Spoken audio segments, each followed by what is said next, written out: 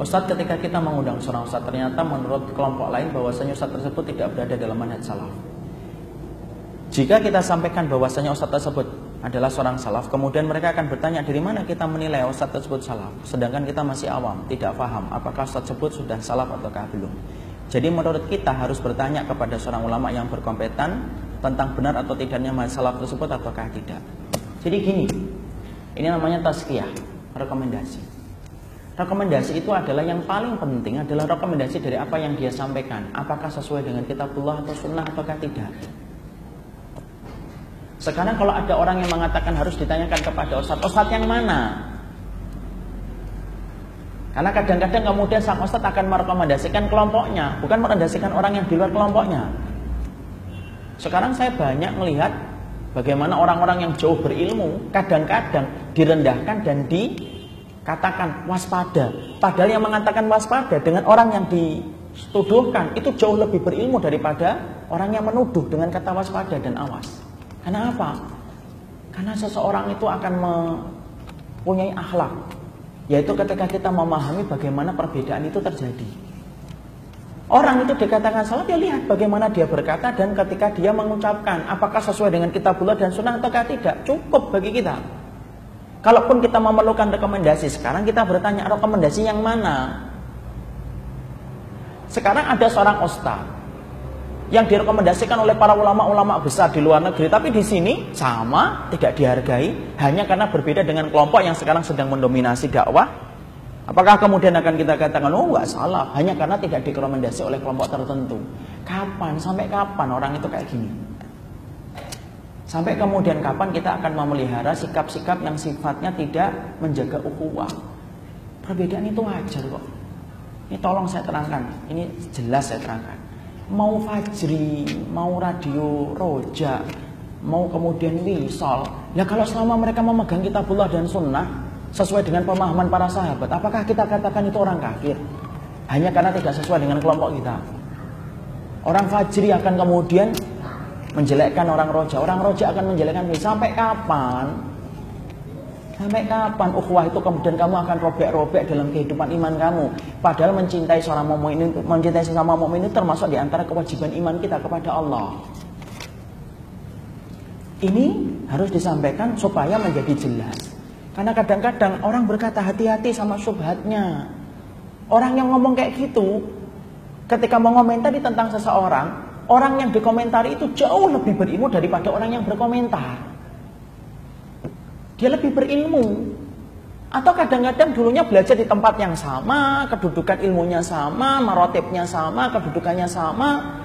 Tapi kok kenapa kemudian ketika keluar lagi menjadi lebih mendudukkan dirinya menjadi lebih ahlul ilmi daripada yang temannya?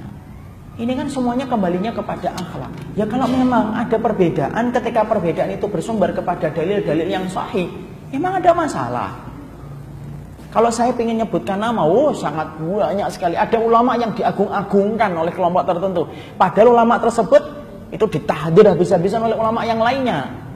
Kalau kita ngikutin irama kayak gitu, kapan kita akan kemudian menegakkan agama Allah dan kapan kita akan berkonsentrasi untuk kemudian memerangi dan memuji orang-orang yang memuji Allah dan Rasulnya? Habis waktu kita untuk ngurusin hal yang semacam itu. Capek. Belum lagi dengan dosa yang kita akan bawa di hadapan Allah ketika kita sudah menodai kehormatan orang mukmin. Saya, pezina sekalipun, pencuri khamr, saya ataupun yang lainnya, itu punya kedudukan yang sama untuk dihormati dan dijaga kehormatannya. Pezina saja, kita tidak bisa mengatakan seseorang itu berzina sampai mendatangkan 4 orang saksi loh. Itu pezina.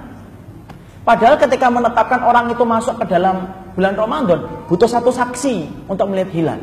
Untuk menentukan orang ketika akan masuk Idul Fitri, butuh 2 orang saksi. Tapi ketika menetapkan orang itu berzina, butuh 4 orang saksi. Kenapa? Semangat Islam itu semangat menjaga kehormatan seseorang hamba.